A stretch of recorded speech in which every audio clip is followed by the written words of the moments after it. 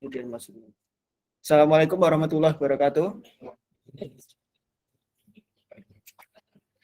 Seperti yang saya sampaikan, kita hari ini belajar tentang ideologi ya. Jadi ideologi di berbagai negara itu banyak sekali ya. Ada yang sifatnya terbuka, tertutup, dan nanti banyak gitu.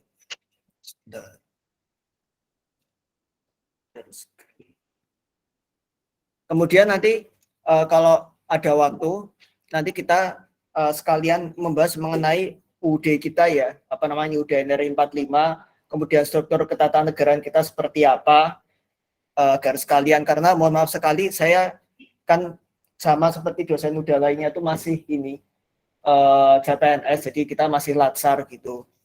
Itu kemungkinan besar tuh minggu depan saya nggak bisa ngisi kelas, jadi materi sekalian, kemudian nanti saya sampaikan ada tugas kelompok, itu waktunya 2 minggu, kan 1 minggu kelas kosong, jadi deadline-nya 2 minggu.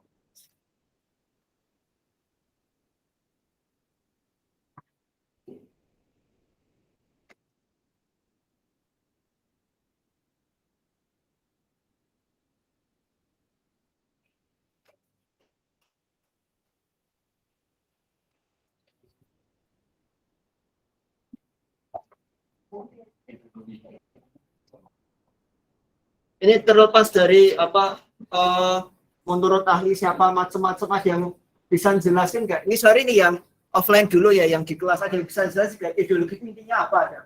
Kan pernah dengar ideologi komunis, ideologi liberal, ada ideologi fasis, itulah dulu kan, ideologi Mussolini segala macam. Kita ideologi Pancasila, ideologi itu apa kira-kira yang bisa jelasin nggak? Terlepas dari teori segala macam. Siapa namanya? Iya. Mutia. Jadi keluarga siapa? Kornya. Tolong dicatat ya. Nanti ya menyampaikan teman sebagainya. Oke, Mbak Mutia. Silakan. Apa itu? Mungkin menjawab. Iya. Pengetahuan saya, ideologi adalah suatu kebebasan pikiran, pola pikir yang dimiliki suatu kelompok atau seseorang yang mengarah ke tujuan mereka masing-masing. Prinsip mereka. Oke, mengarah ke tujuan mereka. Iya. Yang mengarah ke tujuan orang tertentu kan? Karena kalau salah satu kelompok dari kelompok lain kan tujuannya berbeda.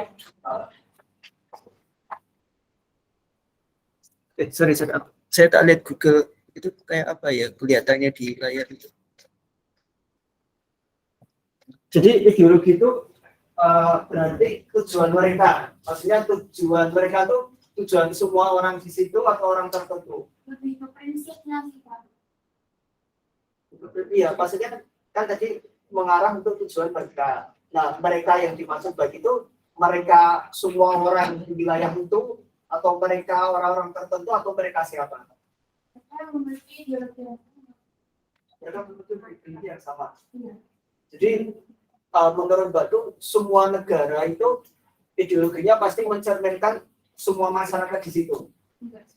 Enggak juga. Jadi pengertiannya kurang benar. Maksudnya kan ada orang dengan ideologi yang berbeda-beda gitu Pak. Oke, jadi ada orang ideologi berbeda-beda. Jelaskan Pak tadi ada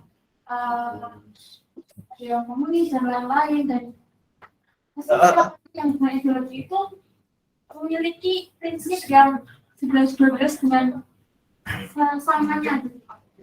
Jadi satu tempat itu, satu wilayah gitu ya, ada orang ideologinya macam-macam, tapi mereka beda-beda tipis gitu. Ya. Kemudian satu. Oke, apakah seperti itu untuk semua negara? Ada yang ingin membantah? Tapi angkat tangan dulu. Ada yang ingin bantah atau ada yang ingin yang benar, Mbak Mutia benar gitu, siapa? Gak apa-apa nih, salah nggak ada kok, salah nilai C gitu nggak ada. Ya jelek. Gimana? Saya mungkin lebih ke harusnya mengenai ideologi itu sama kalau misalnya satu negara, karena kan itu harusnya jadi dasar negara itu yang nanti mengarah ke semua negaranya, kayak misalkan Indonesia ideologinya Pancasila, jadi apapun yang dibuat untuk negara itu juga nanti dilihat dari Pancasila seperti itu. Oke, jadi intinya ideologi itu gimana? Ideologi itu kayak penjelasan dari pokok-pokok yang nanti itu jadi dasar untuk membuat kebijakan, untuk membuat aturan-aturan dan arah negara mau dibawa kemana. Jadi kalau sorry Mbak siapa? Tidak. Kalau Mbak Tika itu pengertian ideologi dari segi formilnya atau menurut saya, kalau menurut Mbak Mutia itu ideologi dari nilainya. Nanti akan saya jelaskan. Ada yang ingin menambahkan? Karena ternyata sebetulnya dari dua silakan. Pengalaman saya dari teman-teman yang tadi menjawab, ya, menurut saya ideologi itu adalah suatu keyakinan dan gradasi bersama dengan kesepakatan bersama baik dari lapisan masyarakat maupun mungkin sebagai landasan dari berjalannya suatu negara maupun suatu kelompok. Jadi sama kayak ya, kesepakatan bersama. Iya, karena partisipasi juga disepakati bersama. Emang nggak ada negara yang apa ideologinya itu sebetulnya nggak semua sepakat tapi dipaksakan. Dan yang bilang ada itu siapa? Dari Mas siapa tadi namanya? Andre. Mas Andra. Ada yang bilang ada tadi siapa ya? Coba Pak beneran. Sorry gantian dia beri. Terus semangat. Silakan Mbak siapa namanya? Bella. Bella, oke. Mbak Bella apa? Mau bilang apa ini? Menurut saya ideologi itu suatu pedoman sistem pemerintahan, lebih ke sistem pemerintahannya, bukan orang-orang yang akan menjadi masyarakat di suatu negara tersebut. Nah, bagaimana ideologi ini tentang bagaimana pemerintah itu bekerja. Jadi memang ada benar tadi beberapa orang yang ideologinya beda, tapi ada di satu negara karena sistem pemerintahan yang dijalankan dengan ideologi tersebut. Jadi nggak apa-apa ya, misalkan saya tidak salah ya. Itu lebih pengertian konstitusi sebetulnya. Kita bicara ideologi konstitusi sebetulnya. Kalau yang diberikan, yang tadi ingin saya tanyakan itu tadi ada nggak negara yang ideologinya itu dipaksakan? Jadi nggak semua, bahkan majoriti masyarakat tidak setuju sebetulnya. Itu dipaksakan. Tahun 95 itu jadi gerakan komunis. Oke, yang kelima komunisme. Tapi waktu itu dia kan nggak berkuasa lagi gitu. Saya masih nah itu ini mbaknya yang bilang ada gitu yang fisik itu tentunya Mbak Mutia apa bilang ada itu dalam mana apa Mau karena ideologi liberal itu ada juga. ideologi Ideologi liberal. gimana Oh ya. mau jawab nggak Mbak siapa oke silakan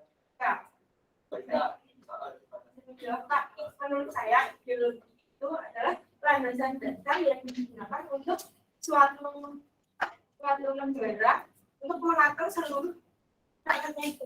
Jadi kayak kembali ke tadi kan buat kebijakan. Kalau itu lebih pengertian ideologi tertutup sebetulnya nanti saya tapi nggak apa-apa ya itu kan salah satu ideologi tapi itu tadi di salah pertanyaan saya nggak di suatu negara yang ideologinya dipaksakan jadi itu bukan kesepakatan Korea Utara mana lagi Cina.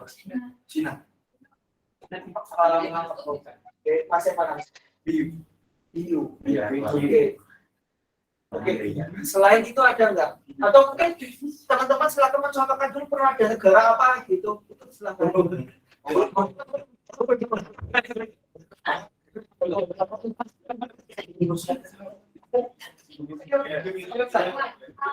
Kalau satu ideologi yang terpaksakan itu bisa terbilang terpaksakan karena semuanya yang menganut negara tersebut sangat terpaksa harus berapa sih?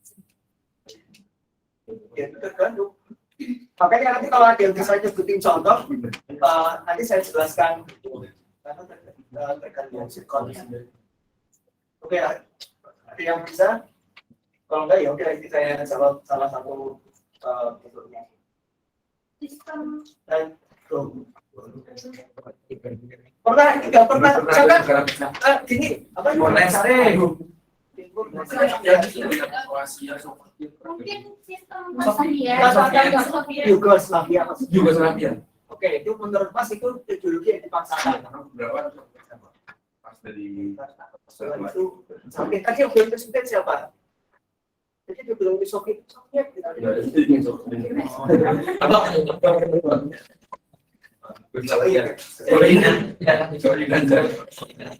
Oke, USSR bisa, Ada yang lain? Kalau di Timur Tengah itu kan, apa kalau yang itu kan ada beberapa negara yang dinamakannya total kerajaan, total republik, itu total ganti lagi republik, itu total kerajaan ada tuh. Kita kasih itu negara di Timur Tengah ya.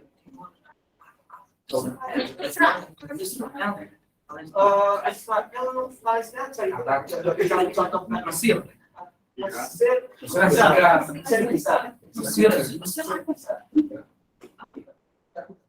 Tapi bapak itu tetap dianggap majelis itu ada sendiri dari Maroko. Juga yang majelis itu hanya sampai di itu ya Pak, wilayah Syam dan jadi Jordan, Suriah, Irak, Timor Leste, Prancis enggak.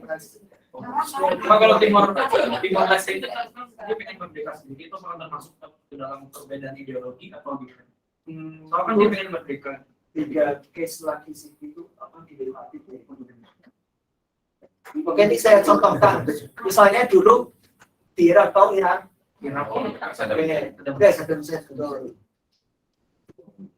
dulu Irak itu kan kerajaan bentuknya. Jadi kerajaan yang waktu itu Hashemite Kingdom of Irak. Sekarang yang masih ada itu yang berkuasa itu Raja Bulan itu kan dari Hashemite itu. Jadi dari terahnya hasil intinya.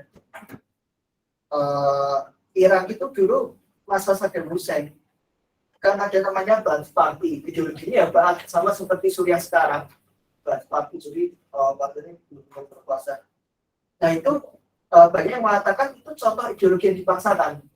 Tapi pada akhirnya masyarakat pun menerima gitu. Di awalnya memang karena mereka berkuasa ya sudah mereka punya power. Tapi akhirnya masyarakat menerima. Tapi akhirnya lagi masyarakat kemudian kan ya kayak di sini informasi 98 ya, jadi gagasan Ba'ath Party itu kan mungkin menyatukan semua negara-negara Arab itu Timur Tengah itu dalam bahkan dalam satu partai atau satu negara itu serupa itu. Kemudian di Mesir ya dulu Jamal Abdel Nasser pernah dengar ya dengan gagasan pan-Arabisme itu pun dilematis sebetulnya apakah itu memang ideologi semua warga Arab ingin seperti itu atau dipaksakan. Itu dilematis. Banyak yang bilang dipaksakan, banyak juga yang bilang bahwa itu memang keinginan masyarakat semua Arab. Tapi kalau dikatakan keinginan semua enggak juga. Contohnya apa? Ada yang Muslim yang menentang ya kan. Sampai dulu Anwar Sadat kan dibunuh kan. Pas lagi para kriminal itu Pakistan. Tapi ya intinya itu. Jadi ideologi itu sebetulnya tidak di semua negara itu masyarakatnya sepakat. Nah, jadi kalau pengertian ideologi suatu bahasa nilai kita yang masyarakat sama sepakat itu pengertiannya agak sempit karena itu kita melihat kondisi di Indonesia. Kalau Timor Leste sebetulnya tidak sedikit secara historikal itu kan Timor Leste itu kan sejak Portugis ya. Makanya waktu itu singkat cerita, tapi singkat saja presiden itu ya sudah kita kasih opsi mau merdeka atau tetap bergabung, apalagi dulu ya ada masa lalu yang kurang baik itu ya saya nggak usah mention namanya ya. Ya tapi akhirnya Timor Leste itu juga memiliki hubungan yang baik dengan Indonesia, bahkan Indonesia itu selain memberikan bantuan itu juga terus mendorong agar Timor Leste itu bisa join di ASEAN gitu. Tapi kan ada satu negara yang nggak ingin Timor Leste masuk ASEAN ya. Itu saya nggak usah sebut nama. Jadi intinya itu ideologi itu gagasan nilai yang dianut di suatu negara. Sikapnya itu apakah dia dipaksakan atau kesempatan bersama itu beda cerita. Tapi intinya itu gagasan nilai yang ada. Nah ideologi itu berangkat dari sebuah nilai sebetulnya. Misalnya kalau teman-teman pernah dengar BPUPKI tahu kan? BPUPKI itu sidang pertama bahasa apa? Dasar negara kan? Baru yang kedua dasar hukum. Nah, ketika membahas dasar hukum sama dasar negara, itu kebetulan versi saya jadi ya masing-masing ingat gitu. Itu kan para konservator itu kan, semangat nilai kolektivis semuanya itu kan kuat sekali. Bahkan kita Bung Hatta berargumen bahwa kita ini Mas Yusuf Mudia waktu itu dimasukkan tentang demokrasi biar tidak terjadi penyalahgunaan kekuasaan, abuse of power. Tapi para founding fathers bahwa so ini individualis, pokoknya mereka alergi lah. Tapi pada saat itu juga nggak bisa disalahkan karena negara-negara penjajah yang modelnya demokrasi, penjajah sana sini segala macam ya kan. Jadi wajar sekali pada saat itu di Soekarno segala macam itu dalam produktif semua harus dampaknya apa, salah satunya warga negara diatur hanya kewajiban saja untuk membela negara sebagainya, tapi hak warga negara justru tidak diatur. Tapi toh pada saat itu kan undang-undang ya dibuat agar negara ini bisa segera merdeka. Untuk syarat ibarat teman-teman pegawai organisasi ada yang itu ya sudah merasakan dulu nggak apa-apa, tapi segera ada. Bentar. Jadi itu ya kalau kita lihat ideologi menurut Harold Titus kelompok cita-cita gambaran satu masyarakat, Thomas Hobbes ini ini ideologi dalam arti sempit sebetulnya. Jadi ideologi itu sebagai alat untuk berkuasa. Yaitu tadi contohnya Saddam Hussein, yang mohon maaf Korea Utara dengan ideologi Juche. Mereka tidak menyebut komunis tapi ideologinya Juche. Cuma kalau lihat di Kim Il Sung Square itu kan foto Karl Marx, terus Stalin itu kan dipajang di bawah lukisannya ya. Dan mereka kan bendera partainya itu kan ini kan palu arit kan, tapi tambah lagi satu bolpen kan gitu untuk membedakan itu Juche, ini tuh gitu.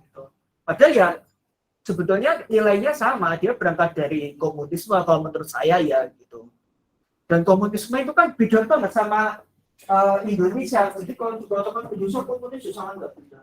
Kalau komunis itu yang jadi pedoman yang dasar apa? Orang kan. Kim Il Sung-nya atau Kim Jong Un, supreme leader-nya, dia yang tertinggi, bukan konstitusi yang tertinggi, tapi orang kemudian turun ke partai buruh, nah partai buruh baru turun ke parlemen. Nah, itulah kalau komunisme. Ada nggak yang punya supreme leader tapi nggak komunis? Ada, itu Iran. Apakah ideologi Iran dipaksakan dengan ideologi Islam versi mereka? Itu perdebatan, karena ketika Syariah tumbang itu kan negara itu kan nggak stabil ya, kemudian Khomeini datang terus revolusi Iran. Jadi kalau itu dibilang dipaksakan ya saya juga jawabnya. Dan apalagi kalau pertanyaan itu kan sekarang sebetulnya banyak demonstrasi di Iran ya, terlepas itu karena katanya demonya bayaran segala macam gitu. Tapi itu perdebatan. Nah makanya teman-teman bersyukur kita punya ideologi Pancasila yang itu benar-benar digali dari nilai-nilai kehidupan masyarakat kita. Buktinya apa? Itu benar-benar ideologi yang Indonesia banget sampai sekarang masih bertahan. Kita Soekarno tumbang, Soeharto naik, ideologinya tetap Pancasila sampai sekarang. Karena kalau di negara lain itu pemimpin ganti, ideologinya ganti. Libya misalnya, Transjaya kan Transjaya Idris, Gaddafi, Muammar Gaddafi 27 tahun, kudeta terus dia memenangkan konsep Jamahiriyah kalau tidak salah itu. Namanya jadi dia menulis ini harusnya negara seperti ini, bahkan sampai olahraga pun diatur. Terus olahraga itu seperti apa segala macam. Bahkan ada negara yang lucu juga, jadi presidennya itu menyuruh semua mobil itu harus warna putih. Ada, jadi mobil warna hitam itu nggak boleh. Itu kalau saya rekrut ya harus dicat lagi. Pasang stiker itu kan biayanya lumayan juga. Itulah contoh. Jadi ini Thomas Hobbes ini ideologi dalam arti sempit, cara untuk melindungi kekuasaan, untuk mengatur jadi otoriter bahkan ya diktator. Bukan otoriter lagi, diktator itu lebih. Jadi otoriter itu agak penting. Otoriter itu contohnya apa? Sebetulnya Mahathir itu otoriter gitu.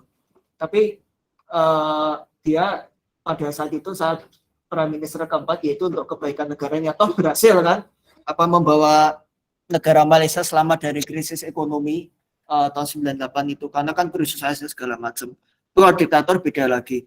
Kemudian ini Ali Syariati. Oke, kita lanjut aja. Nah ini intinya ideologi ya, prinsip pengarahan yang berisi sistem nilai, memberi arah dan tujuan yang tidak dicapai dalam melangsungkan dan mengembangkan kehidupan nasional bangsa dan suatu bangsa dan negara. Nah ini pengertian yang umum banget Makanya di sini saya nggak memasukkan bahwa ideologi itu kesepakatan bersama.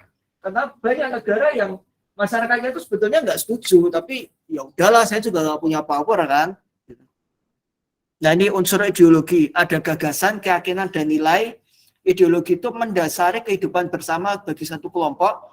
Kemudian nilai itu ada gagasan dalam ideologi yang intinya itu bersifat khas gitu. Ya, Pancasila kan juga beda dengan negara lainnya. Nah ini mungkin tadi, sorry Mbak siapa yang namanya? Mbak Bila tadi bilang loh, tadi katanya itu pengertian apa namanya konstitusi gitu ya, apa namanya itu mendasari kehidupan bersama. Jadi mendasari kehidupan itu maksudnya ini pandangan hidup, bukan kok kemudian mengatur apa struktur ketatanegaraan itu beda lagi karena itu di konstitusi gitu.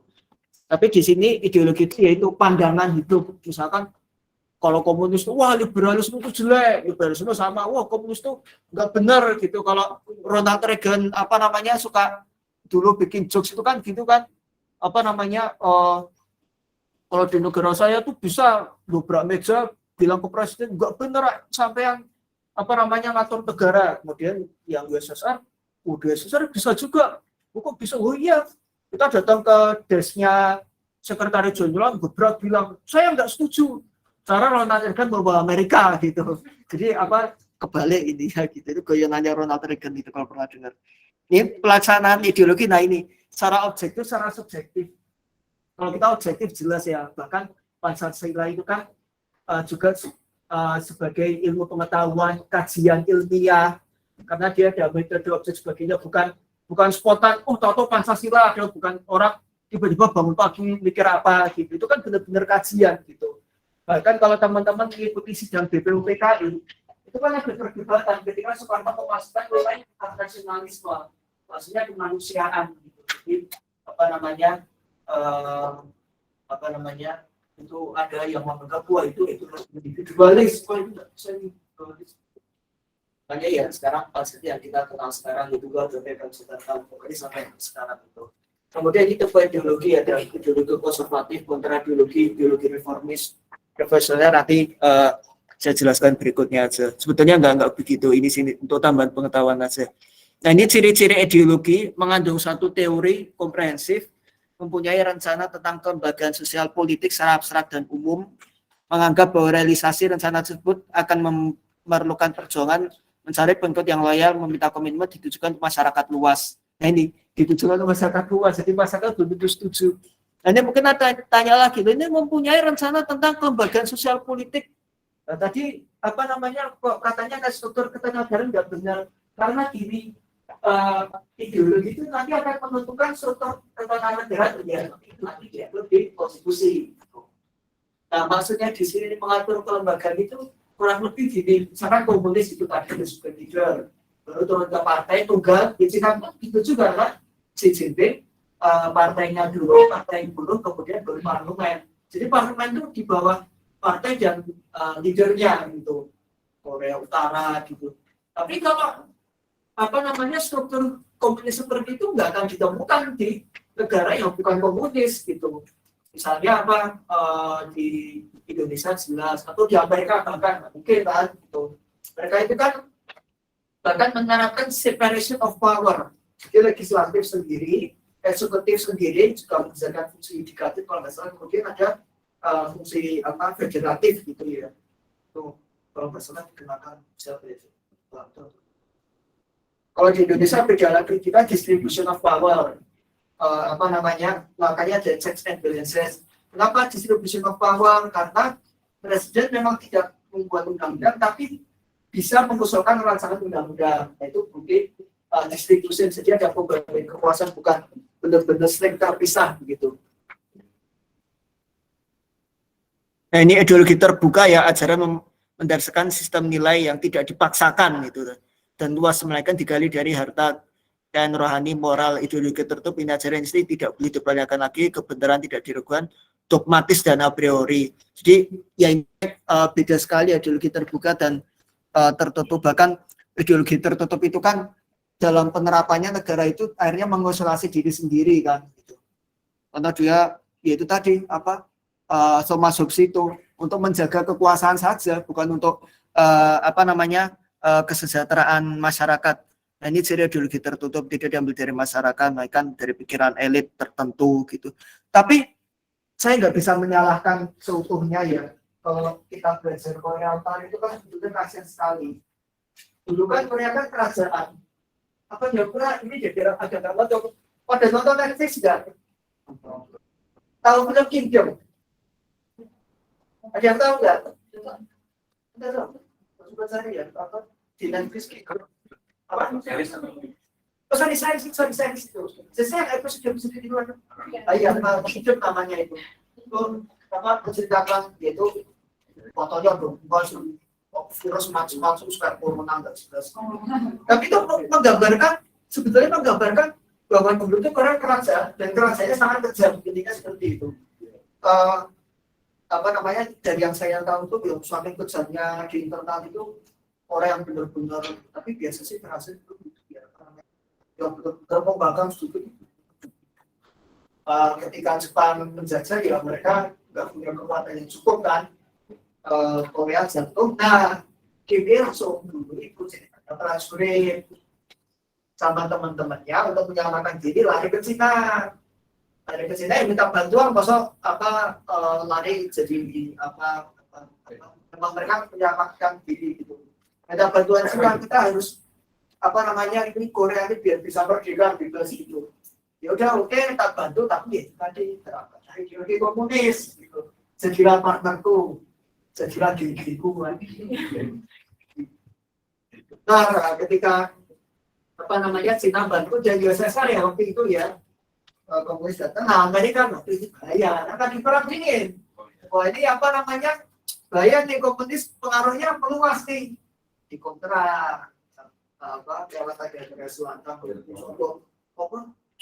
resolusi yang militer segala macam harga PBB kirim militer kan itu waktu itu rebutan kan jadi Korea Utara tuh benar-benar berkuasa waktu itu balik lagi korban hanya korut lagi hampir menang terus perjanjian itu kan kejahatan senjata jadi mereka tuh tidak perjanjian dan itu kejahatan senjata jadi suatu saat tiba-tiba mereka perang kejahatan ya betul saya memang ini lucu tapi beneran mereka tuh perjanjian kejahatan senjata bukan perjanjian damai beda sama Indonesia Belanda atau Indonesia Jepang gitu atau apalagi Jepang menyerang kepada sekutu itu beda.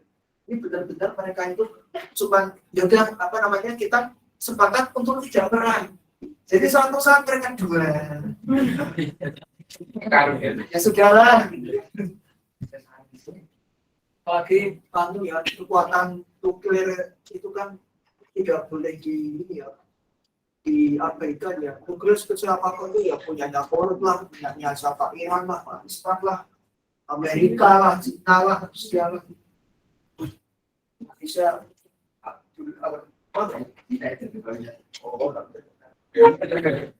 namanya apa? Kok kayak ada kaisang-kaisangnya gitu. Kaisang Maroko kan? Tapi bukan kaisang Pangkal, Pak. Jadi kan di belakang. Kaisang Arab. Itu ya gambaran ideologi ya.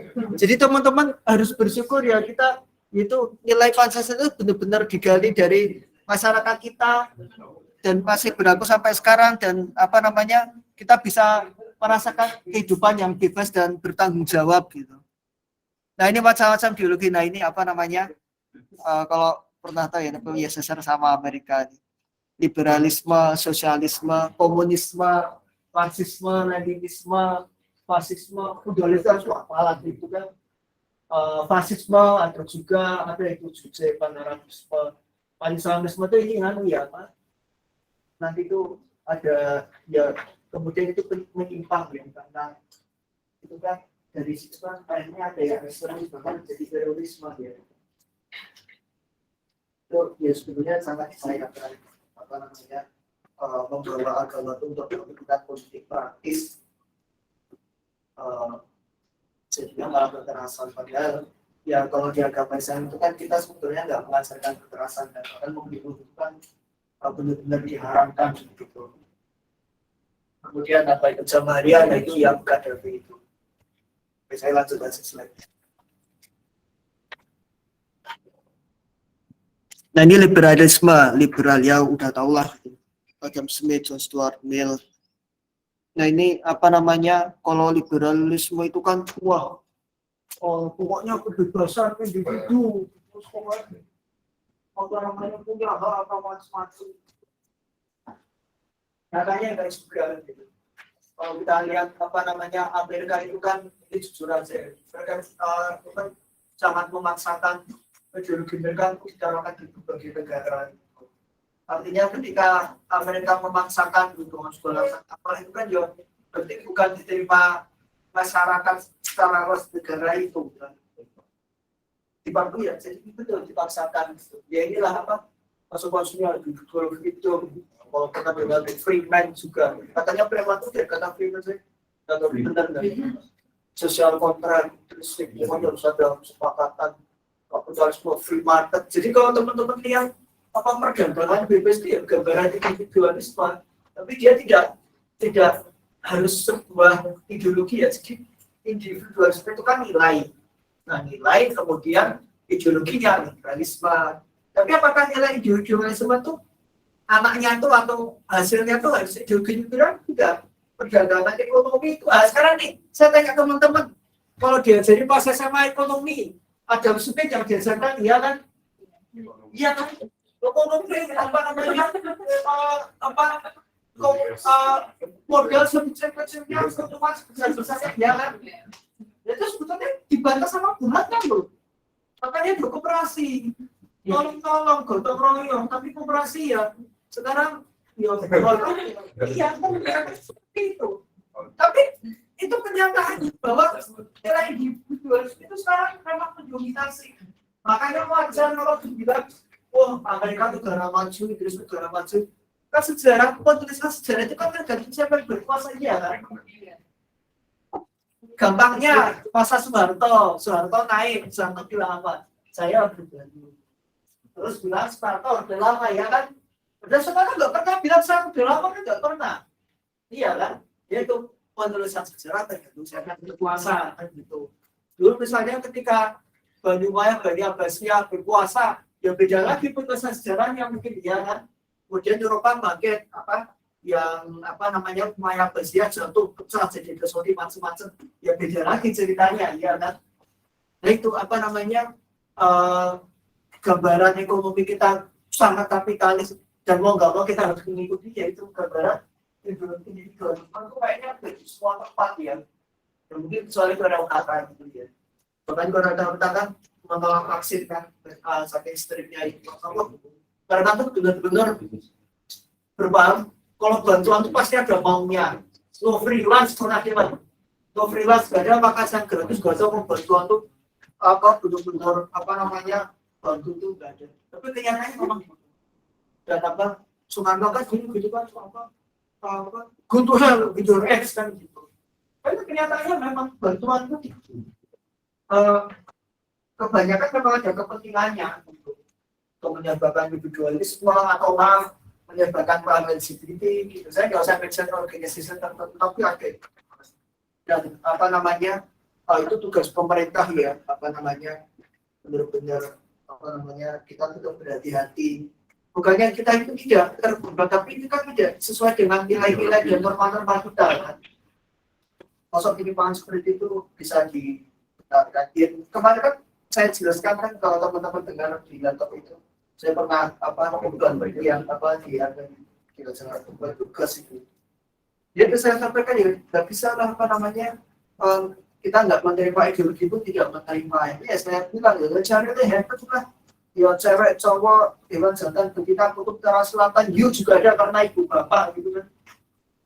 Dan itulah kalau menurut saya ini individualisme yang terlalu berlebihan itu jadinya sekuler, memisahkan agama dengan negara. Karena kita tuh beda ya. Jadi jangan ada yang di Pancasila itu kok bukan berarti Pancasila itu sejajar dengan agama, bukan loh. Ini beda. Ada agama, kemudian ada ideologi itu kan itu nilai-nilai budaya menggambarkan suatu bangsa kan gitu. Mereka nggak bertentangan. Bung Hatta tuh bilang gitu. Kok bisa tahu ya itu kasih saya soalnya gitu. Bung Hatta sendiri nggak ada pertentangan antara ideologi dengan agama. Memang itu beda. Dan Pancasila itu kan juga bahkan sila pertama kan ketuhanan.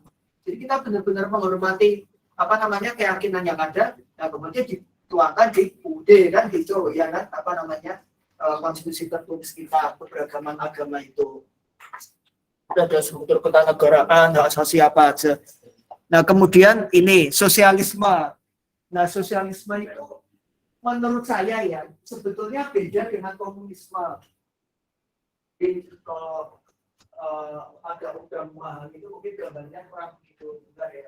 Komunisme itu sosialisme yang begitu pasti. Karena syarat komunisme itu apa? Ada yang bisa ada syarat utama komunisme ada enggak? Yang bisa nebak. Syarat utama komunisme. Ada yang bisa nebak, angkat tangan silakan. Atau sorry, yang makanya ada yang ini ngomong camp. Iya. On cam ayo, minimal ada yang keluar lagi, Farah keluar.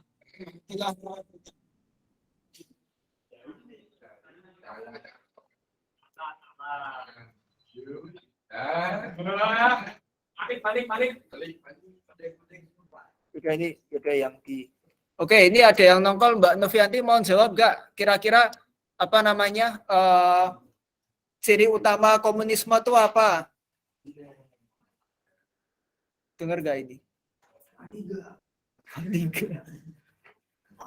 Tapi memang susahnya kuliah online tuh gini ya. Kalau yang di kelas tuh kan nggak ada yang off cam semua kan kalau yang di kelas. Ya sama kayak gantian mereka apa? Ayo, ada yang bisa tekan nggak? Ciri utama komunisme apa ayo? Enggak. Ini dulu Bung Hatta pernah bilang juga ya, makanya waktu itu sampai Bung Hatta itu mewanti-wanti, Bu, apa namanya ini apa nggak gigi loh kalau you terapin apa namanya mengakomodir PKI komunisme itu Bung Hatta ya bukan kok nggak bilang gigi kok gitu bukan. Dulu tuh Bung Hatta sebelum mundur dari wakil presiden. Bung Hatta tuh sudah mengingatkan bahaya loh itu kalau apa namanya mengakomodir PKI komunisme itu karena apa namanya ya ini bahaya itu benar-benar bertentangan dengan Pancasila. Cuma pada saat itu Soekarno bilang loh saya itu sudah terlanjur apa menyampaikan naskah ya dan juga saya gaungkan gitu untuk apa namanya waktu itu memang untuk membentuk kekuatan barat gitu tapi kan ya kemudian jadi menyimpang kan gitu. Ayo yang bisa juga ciri utama, oke. Sama rasa dan radikal. Itu sama aja sih bukan? Bukan. Itu memang sih, tapi ada yang paling utama kelihatan komunis beda dengan lain. Enggak lagi. Karena kenapa? Tidak menurut saya ada kelompok sebetulnya liberal ya juga menurut saya ya. Karena liberal itu kan kebebasan apa namanya orang mau nggak beragama silakan. Mau beragama silakan, mau agnostis silakan, mau ini silakan begitu. Ada yang bisa? Kekuasaan dipegang penuh oleh satu orang. Pemerintah. Sebetulnya bukan itu ada ciri utama. Ini kalau ya saya kasih clue ya, ketika PKI pernah apa namanya melakukan yang tidak di Indonesia, clue-nya itu. Mengancam. Apa? Mengancam. Mendekati. Mengancam mendekati apa mendekati mengancam terus apa lagi apa oh enggak tadi sebelumnya anarkis itu mendekati jadi mengancam anarkis itu mendekati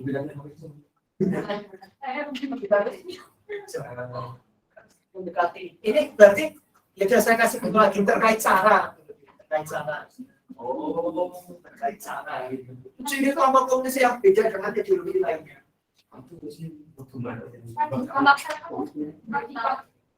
Bukan. Ada kelamaan ya. Harus melalui satu revolusi.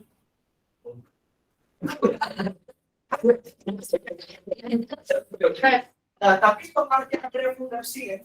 Di komunisme itu benar-benar menggantikan ideologi pemerintah suatu negara harus dengan cepat, strict, dan nggak partaian harus bunuh-bunuhan. Itu revolusi anarkis memaksakan nggak partaian maksudnya dengan cara apa membunuh. Itu ciri utama yang membedakan komunisme dengan ideologi lainnya. Contohnya apa? Maaf, Cina. Karena sebelumnya itu kan Cina itu kan ideologi liberal kan, kemudian mereka liberal itu kan lari ke daerah yang namanya sekarang Taiwan kan gitu. Makanya Cina tuh pindah di wilayah saya, mereka cuma kabur aja. Nah, saya negara sendiri gitu. Itulah contohnya. Nah, tapi ini menarik juga, berarti Batuang itu hidup juga ya. Entah ya, saya soal tapi apa namanya? Pada situ kan kejam sekali ya, bahkan Raja Faisal II kalau nggak salah, bukan Faisal Saudi ya, Raja Faisal II itu, dan itu mau nikah loh itu jaga itu kan benar-benar berbunuh juga semua dibunuh. Itu pokoknya kejam sekali itu. Tapi intinya komunis itu dipaksakan cepat, yaitu tadi jalannya anarkisme, paksa segala macam. Tapi kata kuncinya itu revolusi. Makanya dulu aja ketika Soekarno ditutup komunisme karena dia bilang harus revolusi apa. Tapi bukan berarti kok revolusi mental itu komunis, bukan ya. Makanya revolusi di sini tuh benar-benar memulihkan pemerintah yang ada dengan segala cara bunuh-bunuhan dan apa-apa. Kemudian semua itu benar-benar kita ganti. Jadi ada bangunan tuh misalkan ibarat bangunan itu udah jebol aja, hancurkan itu kan itu bangunan udah layak gitu. Ya itulah apa namanya ciri utama komunisme sebetulnya itu. Nah sosialisme itu beda. Sosialisme itu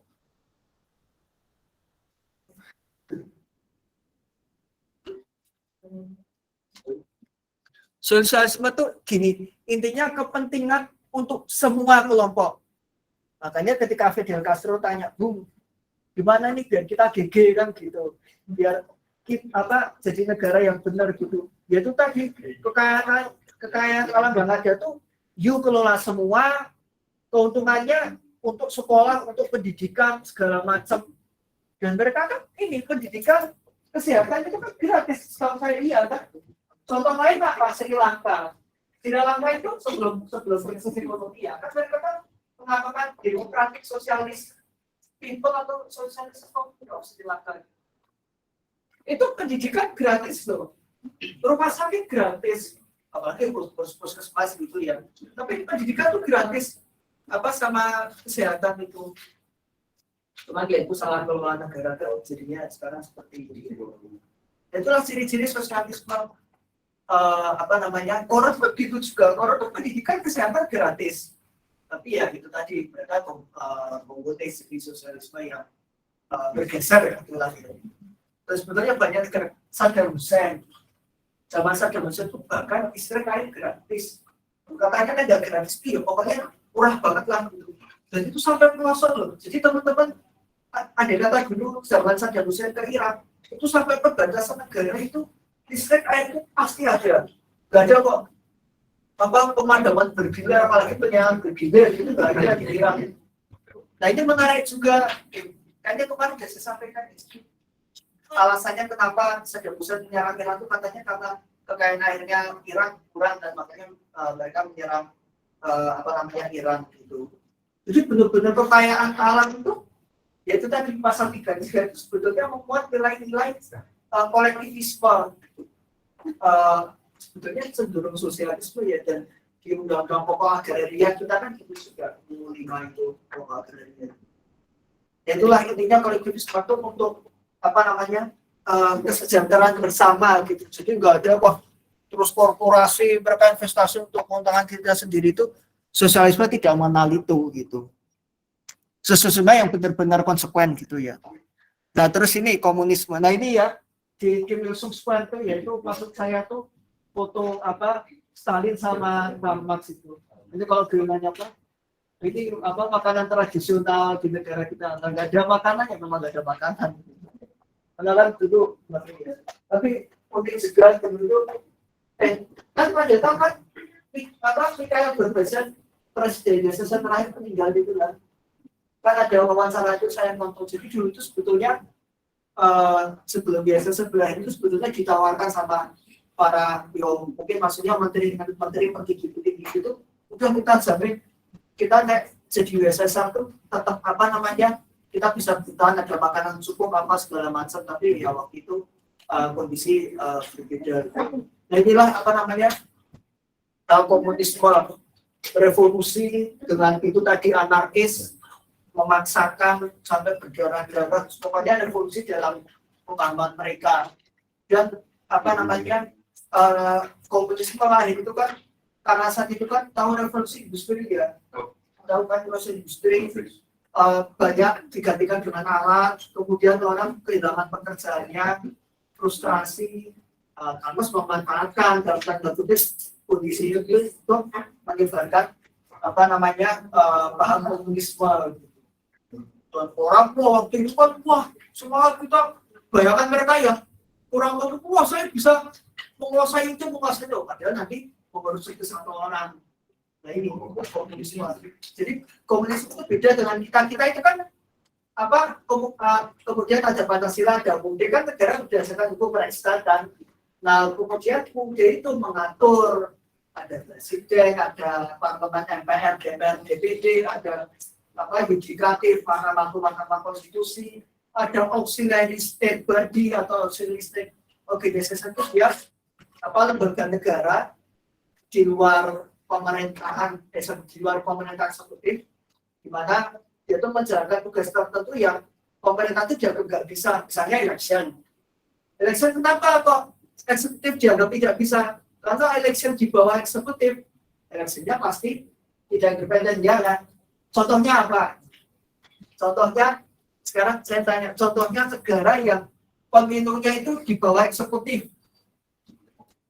Eksekutif itu ya berarti di bawah kepala negara atau kepala pemerintahan, dan dia tidak bisa benar-benar independen pemilunya. Dekat dengan Indonesia, dan ternyata itu banyak. ASEAN, Malaysia, betul Malaysia. Saya namanya siapa? Sorry, yang Korea tolong dicatat di depan, tolong dicatat. Nah, sekarang saya tanya kenapa kok Oke, kasar kata saya katakan kok nggak fair election, kenapa? Nggak fair kenapa? Bayangannya apa? Atau mencontohkan kasus saja di Malaysia itu. Pak. Ini baru ini nggak pure dari rakyat. Kenapa kok nggak pure dari rakyatnya? Kenapa? Apa kesultanan? Oke. Itu terlalu kasar bilangnya, tapi sebetulnya benar, karena teman saya dari Malaysia bilang seperti itu sebetulnya. Ya bukan nggak masuk ke lain. Oke, ada yang lain nggak? Soalnya negara lain ya, negara lain. Oke, sekarang saya jelaskan Malaysia kenapa kok eleksinya dikatakan kurang fair. Saya tidak bilang nggak fair, tapi kurang fair. Malaysia itu sejak merdeka yang berkuasa itu apa? Barisan Nasional Party kan. Nah teman saya yang Malaysia, pencemaran apa yang memang BNI itu sangat jadi untuk partai lain aja, ya partai lain aja. Tapi itu mana yang biar saya katakan demokrasi. Jadi BNI itu makanya kan berkuasa lama, nah makanya ketika Mahathir itu menang apa kemarin itu ya bikin Pakatan Harapan, jadi kan mereka ada partai, kemudian partai itu ada koalisinya, Pakatan Harapan, terus yang paling terkenal kan UMNO kan, apa United, ya apa Nasional Malaya apa gitu, dia ada koalisi. Kalau kita kan koalisi pemerintah oposisi sesimpel itu kan, atau koalisi sendiri, misalkan kayak Demokrat dulu bilangnya nggak mau masuk pemerintah tapi nggak oposisi juga masih apa Jokowi presiden pertama itu misalnya. Kalau di Malaysia itu ada koalisi sendiri, UMNO, terus Mahathir mengatakan Pakatan Harapan, Mahathir itu katanya apa saya lupa. Nah, ketika Mahathir menang jadi apa Prime Minister ke-7, itu kan semua dunia gempar. Kenapa kok UMNO itu bisa sampai kalah itu? Geger. Karena apa namanya intinya kalau kerajaan itu kan benar-benar mempertahankan eksis ya rasanya itu ya Malaysia, ya maaf, Brunei Darussalam misalnya gitu. Kita tidak membicarakan kerajaan ini menjalankan negaranya benar enggak ya, tapi menyatakan secara empiris bahwa mereka tuh benar-benar menjaga eksistensi ya benar. Yaitu Barisan Nasional Parti itu. Makanya ketika Angkatan Harapan naik ya pokoknya harus segala cara dibesar lah apa namanya, dan terbukti kurang itu sulit kan, hanya banjir mundur, kali baru nggak jadi naik, yang naik sampai Muhyiddin Yassin sekarang ganti Ismail Sabri bin Yaakob ya sudah dari nasional parti lagi kan. Tapi di sisi lain ya moga-moga itu pembelajaran demokrasi yang lebih baik ya, karena Najib Razak Perdana Menteri tahun 6 itu kan di penjara, enggak? Di penjara kasus korupsi di WNGB itu for the first time in Malaysia. Hanya kepala pemerintah bisa kena cuma pidana atas kasus korupsinya sendiri. Cuma sekarang katanya di rumah sakit, entah mungkin pura-pura sakit atau saya bukan bilang yang sakit leher ya.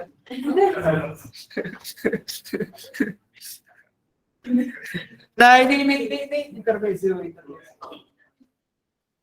Ya teman-teman kerap nasi sedikit.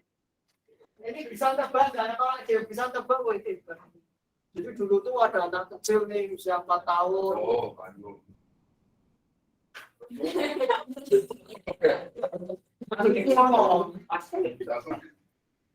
Jadi dulu di Jerman ada anak kecil usia 4 tahun ini renang di sungai itu hampir tenggelam gitu, diselamatkan sama pendeta. Belum misalnya. Apa? Oh ya benar.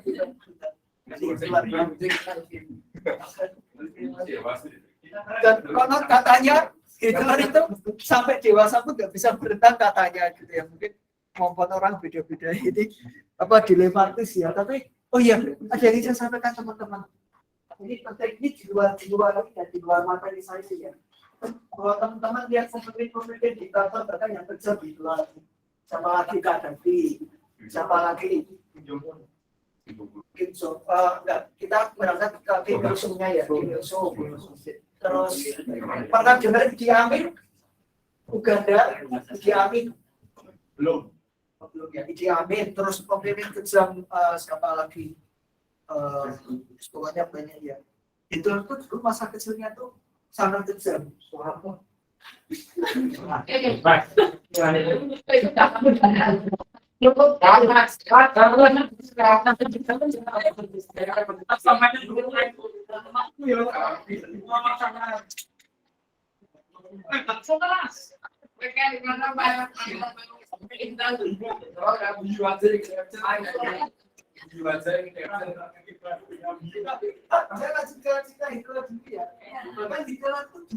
Lihat dengan mata kepala sendiri pas masih kecil orang tua itu disiksa dulu, karena dulu Jerman kan bukan tahu sejarahnya Jerman kan dulu perang dunia satu kalah, terus harus kita datang ke sejarah pas Eropa yang seperti Jepang menyerah kepada sekutu lah.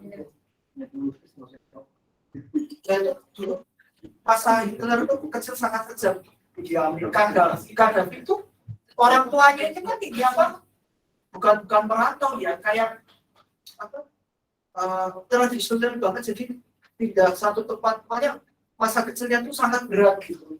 Jadi ya ternyata pas jadi gede ya kok ternyata pelampiasannya seperti itu. Tapi satu sisi Gaddafi itu hebat juga loh. Jadi memang dia nyeloneh, dia itu pas jadi pemimpin kan kudeta Sedok Sutanto itu pangkatnya kapten, makanya masih kapten mayor lah sekarang kayak ini kan mayor kan.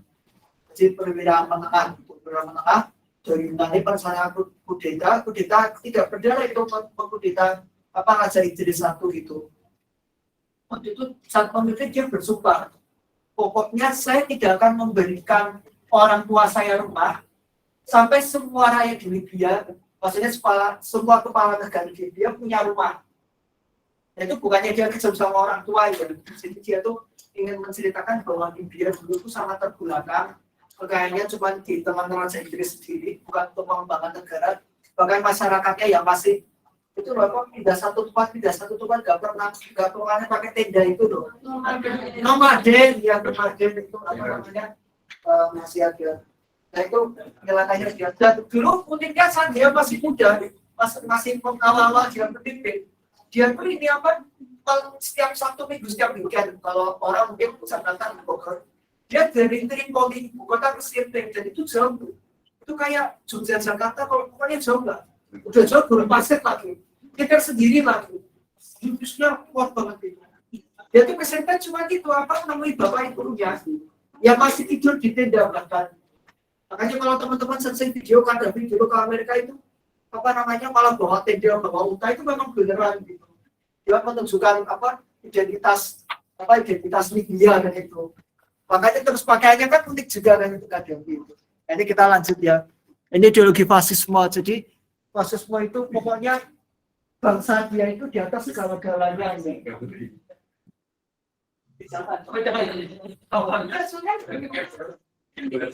Sepak bola apa? Pokoknya bukan FIFA apa? Pemain bola yang selebriti gigi di band. Iya, tetap di band ya. Apalagi di Eropa jangan ini ya. Jangan ya. Jangan. Tapi di Eropa itu benar-benar hati-hati teman-teman. Itu liberal, tapi mereka kan punya masa kelam yang masa kelam yang berat gitu ya. Jadi teman-teman gitu terus apa ya? Setelah itu saya kepala buka. Jadi di Eropa ngomong apa namanya? Kemarin itu di apa namanya? Antisemitisme gitu. Tahu kan yang apa terkait apa Yahudi dulu Hitler pernah bantai Yahudi. Jadi hati-hati sekali kalau teman-teman di Eropa mengatakan isu sensitif. Bahkan kalau di Indonesia itu kan kita bilang kamu kok gemuk di Eropa, Australia waktu orang tersinggung betul. Itulah budaya kita sama negara lain berbeda dan kita hormati saja mereka gitu ya. Seperti apa? Inilah fasisme apa namanya bangsa dia itu pokoknya paling tinggi daripada yang lainnya. Dia apa gitu? Orang seperti itu dan memang terkenal kejam ya, bukan mungkin juga bahkan dulu itu ada perdebatan loh. Lagu kebangsaan Jerman aslinya Deutschland über alles, Jerman di atas segala-galanya, untuk yang menentang. Padahal maksudnya itu kalau diterjemahkan secara sakral gitu ya jadinya kayak gitu, kayak Jerman padahal maksudnya gini, Jerman itu kan banyak suku, banyak ras, macam-macam. Tapi kita bersatu sebagai Jerman, Deutschland über alles. Cuman karena perdebatan negara lainnya pada protes kan, hanya kan lirik itu kan diganti, judulnya pun kan diganti bukan. Kalau nggak salah ya, tapi coba searching. Itu pokoknya itu pernah terjadi perdebatan. Nah ini, kenapa kok Hitler bisa berkuasa? Nah, ini yang membedakan Hitler dengan komunis. Sebenarnya bisa bahasa ya. Jadi apa namanya sama-sama memanfaatkan psikologis orang pada saat itu ketika Jerman terpuruk apa namanya ditolong kok pokoknya apa itu harus boleh apa segala macam sampai akhirnya dia jadi kanselir, dia bukan perdana menteri ya, kepala pemerintahan seperti asal. Ketika presiden meninggal dia mengumumkan saya leader. Bahkan dulu sorry itu bisa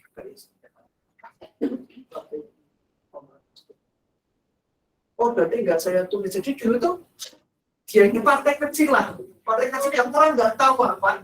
Bahkan satu hari itu mereka pernah melakukan anarkisme di kafe gitu, sampai itu tuh dipenjara oleh pemerintahan Jerman pada saat itu karena melakukan anarkisme. Pokoknya waktu itu untuk menyebarkan pengaruhnya itu, yang pemikiran dia ya harus segala cara dan kekerasan. Tapi ketika setelah di penjara mungkin penolong gitu ya, penolong itu wah kayaknya gak gini-gini.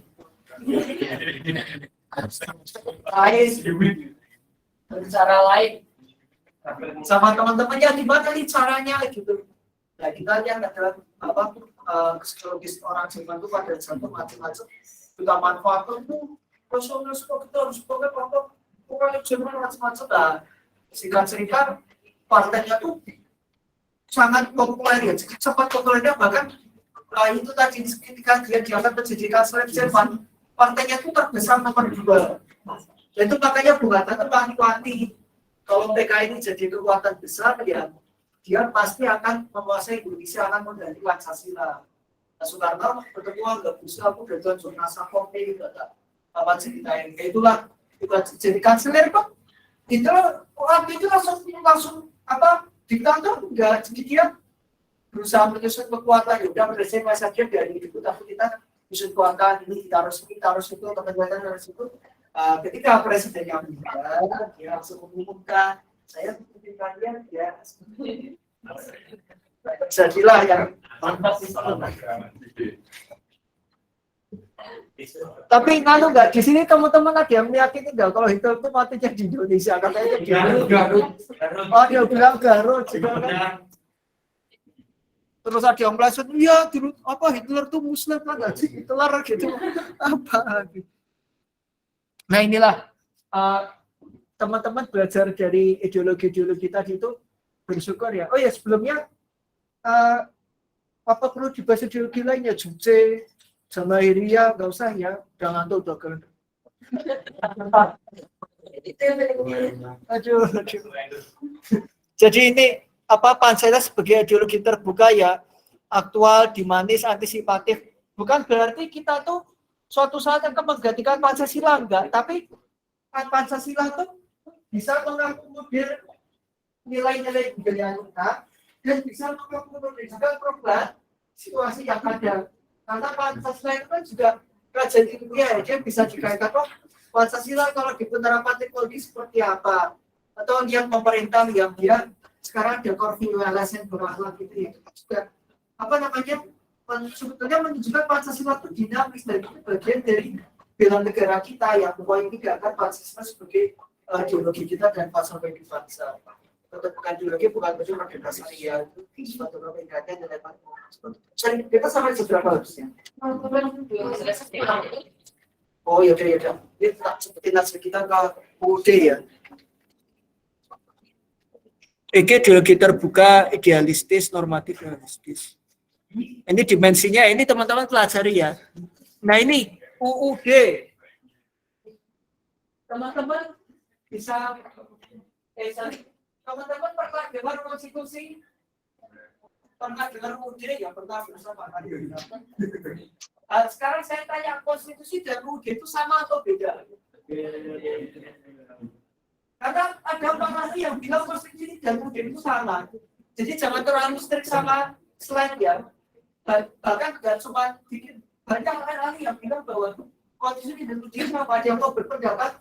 Misalnya kami itu kan tuh apa? Untuk perubahan dan penilaian itu. Jadi misalnya tugas Anda kalau kurang sempurna atau bahkan ujian kurang sempurna yaitu nilai kita itu sama baru. Asal jangan salah aktif dan katakan konstitusi itu apa? Konstitusi itu Pak, apa namanya peraturan pemerintah ya jangan asal banget. Ayo, siapa yang mau? Apakah konstitusi itu sama atau beda dari silakan? Padahal itu ya silakan. Apa? Untuk beda Belum pernah dengar kayak perbedaan antara konstitusi sama kalau dulu bisa pas saya iya. Pernah dengan surat kan berarti. Bukan dengan Pak.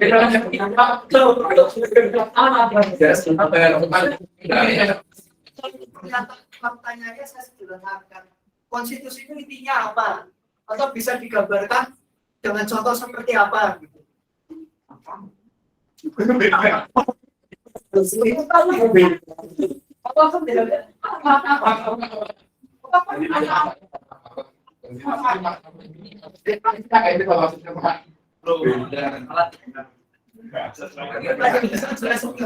itu apa? Kalau pas langsung nggak apa-apa. Apa ayo?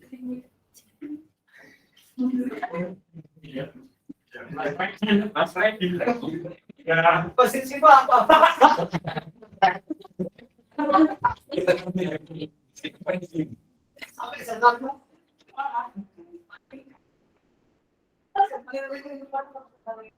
sekarang jangan jelasin dong. Lama aja gitu. Ya biasa itu supaya gitu. Ketatanegaraan sesuatu ketatanegaraan negara. Itu salah satu unsur yang diatur tapi oke bisa yang lain yang gampang banget ini. ada satu Apa? Landasannya. Nah, oke. Terus apa aja yang lain landasan tata negaraan. Ya intinya gini. Misalnya teman-teman pesan, ini saya gambarkan contoh ya. Karena pesan GoFood ya mesti ya. Nah, itu kan kalau pesan bahkan GoFood itu kan tertulis kan, Mas X yang nganter Pak Y pesan makanan apa Z misalnya.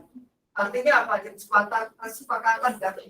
Atau Gojek, Pak diambil di sini. Jadi ada barang yang dijual itu kalau negara kan kontrak perjanjian. Nah, konstitusi itu intinya kesepakatan antara siapa? Antara rakyat dengan pihak atau orang yang dilimpahkan kekuasaan. Itulah konstitusi. Gampangnya itu. Nah, apakah konstitusi itu pasti kemudian sebetulnya tidak? Sebetulnya. Tapi bahkan ada para ahli termasuk saya lupa namanya itu apa di dalam disertasinya itu di Indonesia itu. Jadi konstitusi itu ya nah intinya gini, saya ingin sampaikan konstitusi itu ada bentuknya tertulis, ada tidak tertulis. Nah, apa bedanya konstitusi tertulis sama tidak tertulis? Kalau tertulis itu didokumentasikan secara formal, prosesnya ada. Kalau tidak tertulis itu tidak didokumentasikan, dia hidup. Contohnya apa kalau di Indonesia itu kondisi tertulis lewat MPR dan caranya apa nggak mudah ya kan? Amandemen UD kan nggak mudah. Apa melalui apa perubahan dalam amandemen tapi tetap ada apa UD itu. Terus Indonesia ada nggak konstitusi tidak tertulis? Banyak. Contohnya apa? Jokowi pidato 16 Agustus atau juga sebelumnya. Itu kok apa konstitusi tapi tidak tertulis. Itu lebih disitu lagi apa itu namanya konvensi kebiasaan dalam ketatanegaraan yang terus kalau tidak dilakukan itu kayak nggak gerak gitu. Apa namanya konstitusi tidak tertulis. Nah UD itu konstitusi tertulis. Kenapa kok konstitusi tertulis? Kita UD ya, kita dulu kan bekas penjajahan Belanda ya, jadi kita mengikuti sistem hukum continental law. Nah ini bedanya ya. Sebetulnya kalau dari KCWR itu ada 5 klasifikasi, tapi ya intinya beberapa aja lah, right and constitution. Kemudian ini pendapat lainnya. Nah ini contoh tidak tertulis di Inggris itu ya, Magna Carta itu. Ya kalau di Google, di print ya tertulis, tapi bukan itu pastinya tertulis karena dia tidak didokumentasikan tapi hidup gitu. Konstitusi hidup dipertahankan sampai sekarang. Saya lanjut aja ya. Nanti untuk materi teman-teman baca sendiri terus nanti saya kasih tugas kelompok gitu ya. Hukum dasar tertulis. Oke. Kemudian Indonesia sebagai negara hukum ini ya, kita negara hukum reksa ya, pengakuan perlindungan hak, pembagian kekuasaan. Nah, inilah pentingnya kita belajar konstitusi. Karena konstitusi itu bukan kok yaudah formal, tapi kita mempelajari konstitusi kenapa? Karena hak kewajiban kita itu diatur di situ. Terus apa konstitusi itu juga menjadi dasar agar pemerintah tidak menyeleweng. Karena kalau kita lihat dulu misalnya dekret presiden 59 itu apa dari DPS konstituante gagal akhirnya kembali ke UD45 kan jadi apa bisa ditoriter kan sudah dengan demokrasi terpimpin itu mempertahankan apa namanya kekuasaan. Kemudian Soeharto ya makanya kita amandemen konstitusi itu kemudian kita itu agar 4 nilai itu saya sebutkan saja. Coba UUD 45 ini bisa dibaca ya sebentar. Saya lihat lagi struktur pemerintahan Indonesia dalam 45, demokrasi, negara kesejahteraan hukum, sistem pemerintahan. Nah ini ya tadi yang dibilang sama Mbak siapa namanya sorry? Apa namanya sistem pemerintahan? Yaitu biar tidak terjadi kekuasaan dalam penyelenggaraan. Nah ini singkat aja ya, dulu akan ada lembaga tertinggi negara, tahu kan MPR?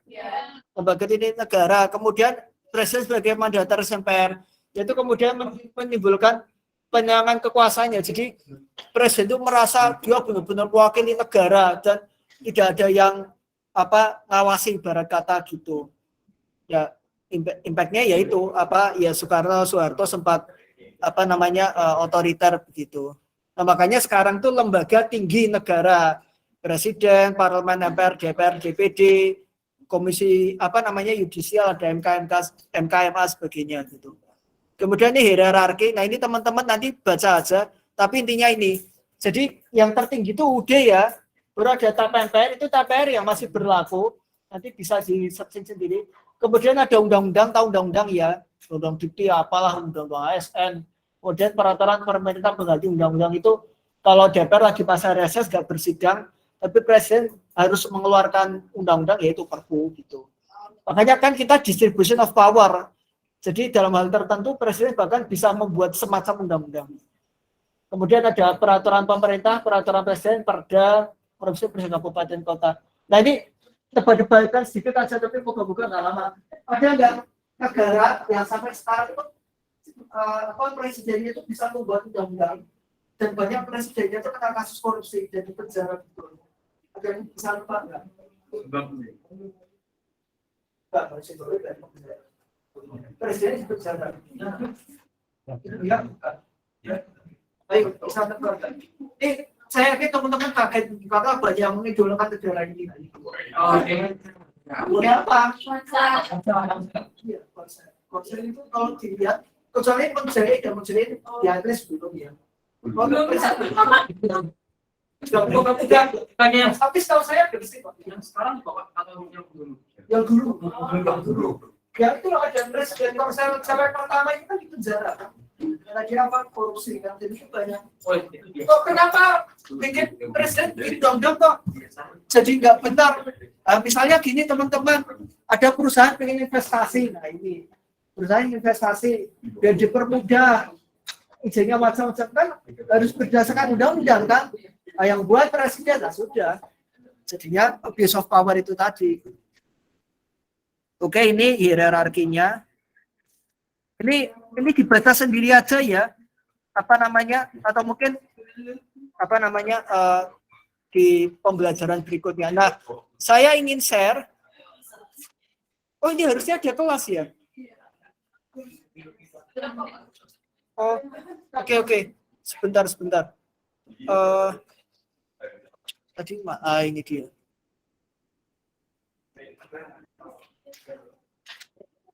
Ya. Teman-teman ini saya halo.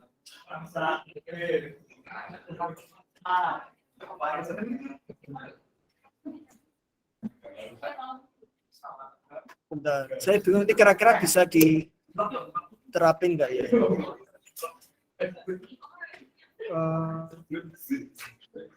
Oke, ini gini ya, karena belum pernah ada tugas individu, saya kasih tugas individu ya.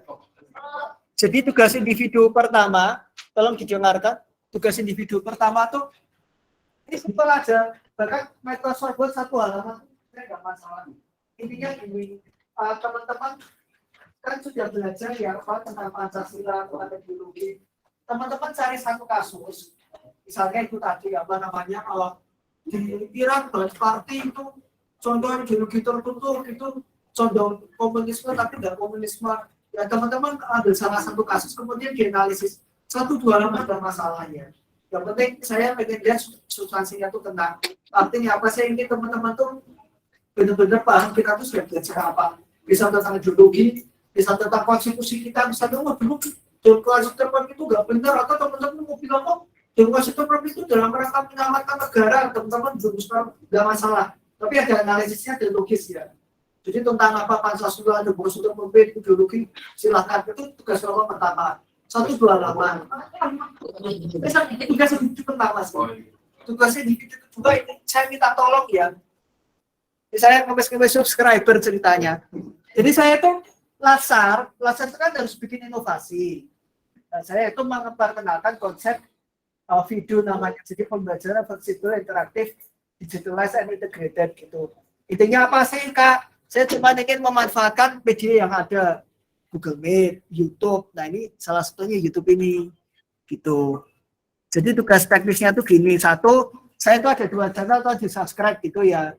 Maksudnya apa kok di subscribe biar wangun gitu, biar apa terus nanti kalau diuji panitia itu ini kok ini efektif gak ini pembelajaran subscriber gak ada gitu kan. Tapi kalau like enggak silahkan ya. Kalau teman-teman merasa wah ini kurang bagus, maka kualitas video itu sampaikan aja nggak apa-apa. Nah ini channelnya gitu, jadi ada channel. Nah ini kan nih tidak ada subscriber kan, memalukan kan. Yang kedua ini, nah apa namanya, kan ada 2 channel. Nah yang pertama itu, channel pertama yang ini, itu kan ada beberapa video. Ada video saya di Thailand, ini apa, joget-joget, tahu nggak dulu? Tahu kan? Apa, siapa itu namanya yang apa? Cesar ya itu. Kok Cesar apa namanya? Iya kan ya. Ya itu pokoknya saya juga di Thailand atau saya kongres Pancasila atau ada video sama saya demo tuh ada loh di DPRD Jogja itu. Nah silakan teman-teman ambil salah satu video terus komen ini. Komen. Jadi kan ini yang video ini cari salah satu video yang ini cari salah satu video juga ya. Nah ini teknisnya apa namanya yang kedua yang channel ini. Jadi gini channel ini enggak nanti ini saya kasih kok slide-nya ya. Dan saya nggak bilang mau foto saya mau ini. Nanti saya kasih slide-nya nanti aja. Oh, udah saya upload di ini di staff UNJ Muhammad Karim nanti ada kok. Udah saya upload ya. Nah, di channel ini teman-teman cari topiknya itu tentang ini apa namanya? Komennya itu topiknya tentang ini. Konstitusi, UUD, asasi manusia, nomor 1 bangsa tahu kan? UUD, KRI, Pancasila, lagu kebangsaan macam-macam. Jadi yang channel ini videonya itu tentang materi konstitusi UUD. Nah, kalau yang ini, channel kedua itu komennya itu tentang bagaimana kita seharusnya menjadi warga negara yang baik. Gitu ya. Tentang sopan santun, kesusilaan, segala macam pokoknya jadi warga negara yang baik. Misalnya teman-teman lihat oh ini ada mahasiswa nggak sopan gitu. Disuruh on cam malah off cam misalnya gitu. Atau begitu tanya malah gini, malah bukannya tanya tentang materi malah bilang, oh Pak Karim ganteng kayak apa namanya vlogger siapa gitu. Tapi gak usah mention nama ya, gak usah mention, misalkan teman-teman mengkritik ada orang ini kok nggak sopan, gak usah mention apa. Tapi kalau mengkritik saya silahkan ya, misalkan wah ini pembelajaran terlalu cepat atau materi Pancasila tentang ini kurang mengena, ini berarti bela negaranya kurang greget, itu silahkan kritik saya nggak apa-apa. Jadi itu nanti benar-benar saya evaluasi, bukan evaluasi teman-teman jadi nilai gitu ya, tapi evaluasi untuk pembelajaran saya gitu. Itu ya, jadi channel pertama tentang konstitusi, UUD, Pancasila macam-macam. Yang channel ini tentang warga negara. Nah teknisnya kayak gini, ini saya cepatkan. Nah, misalkan ini kan teman-teman ambil video ini udah komen itu kan, misalkan komennya gini. Tapi komennya singkat aja ya, nggak usah panjang ya, singkat aja. Nah kemudian analisis. Misalnya ini bentuknya Microsoft Word, terus ada yang segede ini tulisannya nanti ada analisis.